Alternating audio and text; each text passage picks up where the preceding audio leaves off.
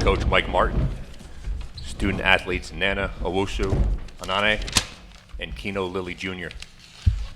We'll begin with an opening statement from Coach, followed by questions for the student athletes first. Please wait for the microphone when it gets to the question part and state your name and affiliation. Coach? Yeah, well, first off, I just have so much respect for Princeton, and they've had an amazing season. They'll keep playing. I wish they had an opportunity to be, and maybe they do. They should be considered for the NCAA tournament, but they'll certainly keep playing. And they're such a great team. They're so hard to prepare for. Their spacing, their shooting, their skill. It's hard to simulate in practice, but our defense is built, I think, to at least have a chance because of our versatility, because of our toughness, because we can switch if we have to. What a game for us. I thought our guys played so confident. They played so loose. They played like the team we thought we were back in August. And obviously it's taken us a long time to get to where we are now. It's been a hard season. It's been a lot of struggles, a lot of challenges, a lot of really hard losses. But when you go through those experiences, if you can stay with it and stay connected and continue to believe, it's only going to make you that much better. When you go through, some of the agonizing losses we went through this year. So, only one win. We came here to obviously get two. Tomorrow's going to be an unbelievable challenge, regardless of who we play. But I'm really pleased and excited for our team. These two guys were incredible, but they had a lot of support. And Princeton's a terrific team and an incredible Ivy League champion. Questions for the student athletes? Front row. Nana, can you speak to the offensive start you guys have? I don't shot like 65% for a long time. Yeah, I think a big emphasis coming into the game was we wanted to come out strong. We know sometimes that we don't perform well in the first 8 minutes, so that was a big emphasis all week. We wanted to come out, make the first punch, and then just keep going from there, build off that. Question in the middle here. Steve Silverman, Ivy Hoops Online. Guys, a month ago you were 6-17. What turned it around for this season? And Coach, maybe you can answer that same question later. I think the main thing was just us continuing to believe and just continue to stay connected. I said this a couple of days ago, but when we were going through that rough stretch, we had to look ourselves in the mirrors. We had to call each other out. Our coaching staff had to get on us. We had to realize we weren't the team that we wanted to be, the team that we talked about being. So really just looking ourselves in the mirror, continue to believe, continue to get more connected, and then just trusting that at some point it was going to flip, and then just staying with that. It's the same boat, accountability. We took a lot of accountability, and we just clicked at the right time. Coach has been on us, so we just found it at the right time. Question from John here in the second row. 27 points, 10 assists for you today. Congratulations on a great performance. What kind of a zone have you been in here these last couple of games? And what kind of a zone has this Brown team found at the perfect time? I think it's just, we're instilling confidence in each other. Coaches are instilling confidence in us. We came out making shots. That helps a lot. So, when everybody's making shots, we're rolling, we're throwing it in. Nana, Kalu are eating. It's just hard to get out that zone. Question in the back left. Hey, guys. Nana, the way that you came out physically in this game, just what was your mindset going into this? Because it seemed like you, Kalu, guys near the basket were, asserting themselves early on. Yeah, I think it just goes back to our preparation all week. We knew that we had a size advantage on them, so we wanted to come out, get on the rebounds, whether it's the offensive, defensive, and then just assert ourselves inside. We know that we got Kino on the perimeter along with other shooters and other perimeter guys, but me, Kalu, Mal, we just wanted to come in, just assert our physical dominance from the start. Then we knew those guys would take us where we needed to be to close out the game. Go back to John here in the front right. For either of you guys, March is a time for madness. The Brown Bears are 40 minutes away from punching a ticket to the NCAA tournament. How would you guys like it if Brown's wearing Cinderella's slipper this March? I mean, that's definitely our goal. It's our dream, obviously, but we know that there's still a task at hand. We have whoever, Cornell, Yale, whoever we end up playing, like those are two very good teams. When we played them this regular season, they presented a bunch of challenges. So we know that we gotta enjoy this one for a little bit, then resettle, watch the film, get ready for whoever we play, and just go out and try and get another one tomorrow. Question in the back left. Hey, Andrew Kramer, Yale Daily News. As you guys were walking to the locker room after the game, there was a lot of shouting about sort of Princeton getting maybe more of the hype, more of the attention coming into the game. Do you think that lit a fire under you guys, knowing that most of the media seemed to expect them to win this game? I think the fire was already instilled in us. Obviously, I mean, that's a hell of a team. They were the #1 seed for a reason. They have a bunch of talented guys. I think, 3, 4 All-Ivy guys for a reason. So, I mean, we knew it was going to be a challenge. We wanted to come in, and honestly, it wasn't really motivation from the outside. It was really just motivation from ourselves, because we knew the year did not go the way we wanted from the start. So we knew that we just wanted to come in, play our game, and everything else would take care of itself. Right here on the left. Ben Rubin from the Columbia Spectator. You held Princeton to 40% from the field, 25% from three. What was the defensive game plan going into today, and what made it so effective?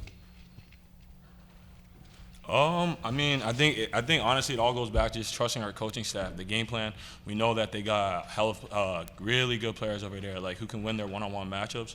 So we knew we just wanted to make it hard on them, take away three, because we know when Princeton gets out shooting threes, they're very hard to guard. But I mean, at the end of the day, they present a bunch of different challenges. We just wanted to make it hard on them, and I'm just happy with the result. We got time for one more for the student athletes back left. This one's for Keno. Keno, down the stretch, Princeton's pressing you defensively. They get it down to 3. What were you and your teammates talking about there to sort of settle things down and make sure that you calm yourselves down and closed out the game the way you wanted to? Really just take care of the ball. We were turning it over a little bit. That's how they got back in the game. So, I mean, if we take care of the ball, they're probably going to foul us. We make our free throws. We're confident in our players to make free throws. So, I mean, it's just to take care of the ball. All right, guys, thank you. We'll let you get back to the locker room. Thank you. Sure.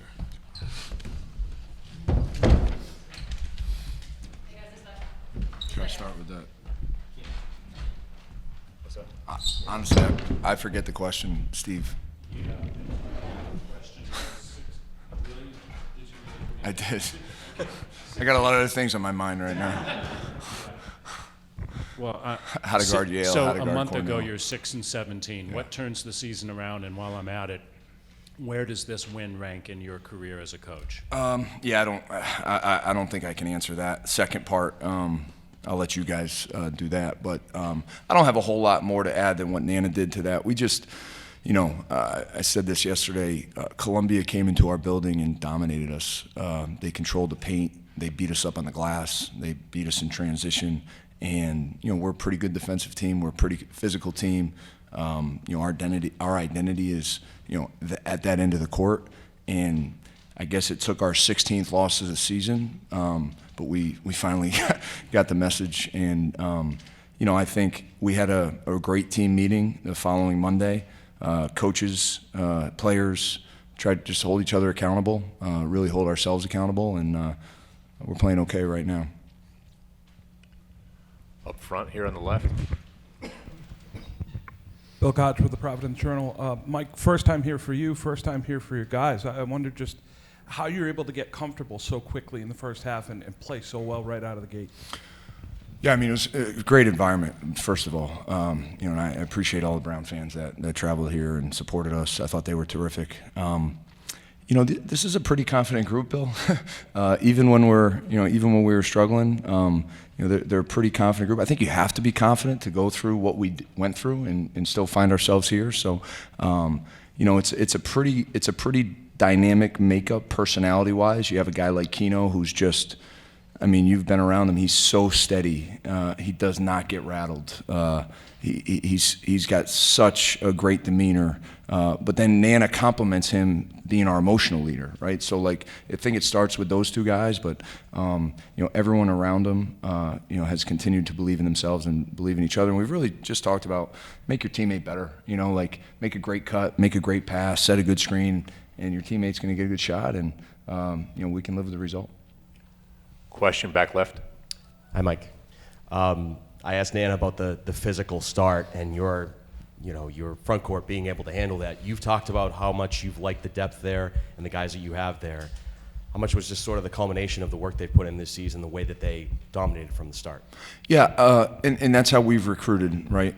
We've really prioritized versatility, physicality, the ability to be a great defensive team and rebounding team, and how we've recruited.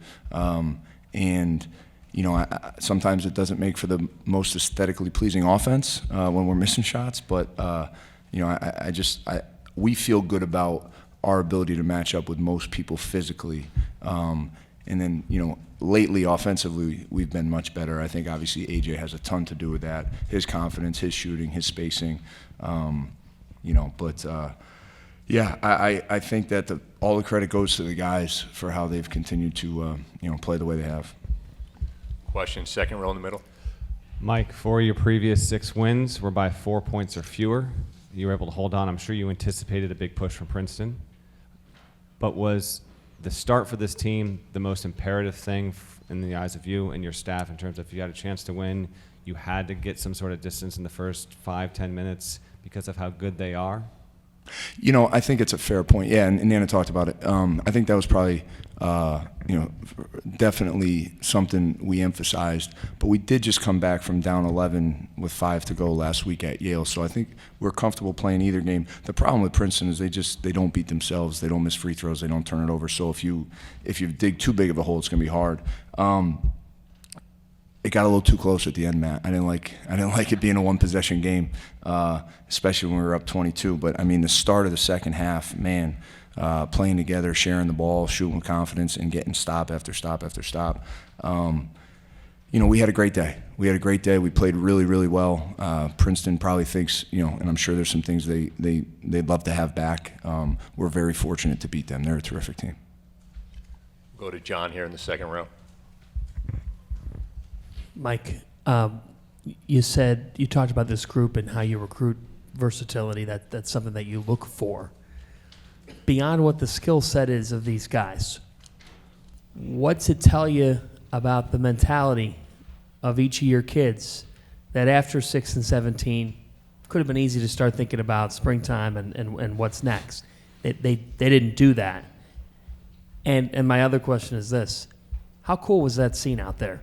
Yeah, it was awesome. I saw so many guys I played with, guys I coached, family members. It's really cool, and I'm excited to see them all tomorrow. We have a lot of work to do between now and then, but to your first question, I think first of all it helps having a guy like Keno Lilly. When you're struggling, he can bail you out. When you don't run good offense, he can bail you out.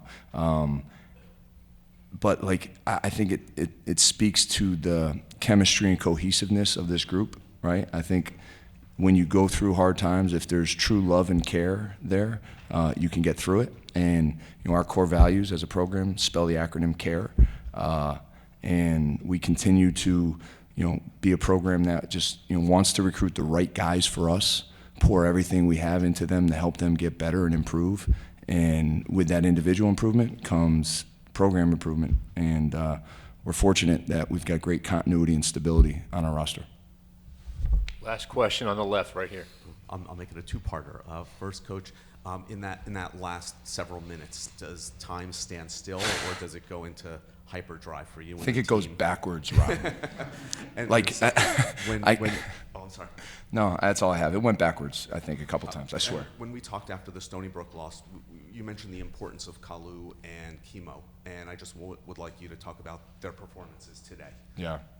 Number one, I appreciate you being at that game, and it's great to see you here today.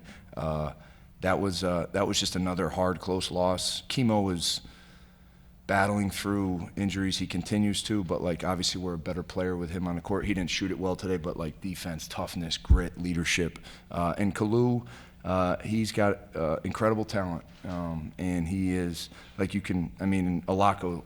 Alako is one of the toughest competitors I've ever coached against. He is I have so much respect for him. And we put Kalu on him most of the game, and Alako still had 20, but I thought he made him work for it. And Kalu has that kind of defensive versatility, and yeah, he's only going to get better. Thank you, Coach.